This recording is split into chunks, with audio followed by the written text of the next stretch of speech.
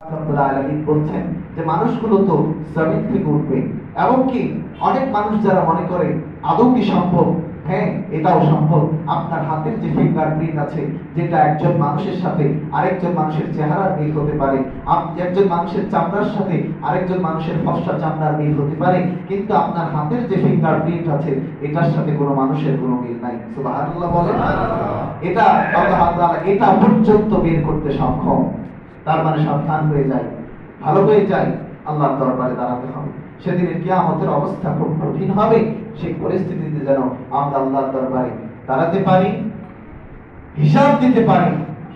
আমি গত জমায় বলেছিলাম একটা কথা, যে আল্লাহর দরবারে আমল নামা তুলে দেওয়া হবে।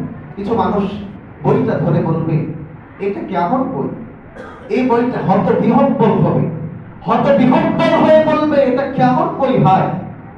এই বইয়ে ছোট নাই বড় নাই, যেটাই আমি করেছি প্রত্যেকটাই এর মধ্যে তুলে দেওয়া আছে, এমন কিছু নাই যেটা বাদ দেওয়া হয়েছে। পুঙ্খানুপুঙ্খ আল্লাহ তাআলা এই কিতাবের মধ্যে আপনার আমার জন্য তুলে ধরবে। তা আমলনামা, এজন্য আমলনামা যদি সুন্দর হয়, ডান হাতে নিয়ে জান্নাত। আল্লাহ কবুল করুন, আল্লাহুম্মা আমিন। ওয়া আখিরু দাওয়ানা আলহামদুলিল্লাহি রাব্বিল আলামিন। যারা সুন্নাত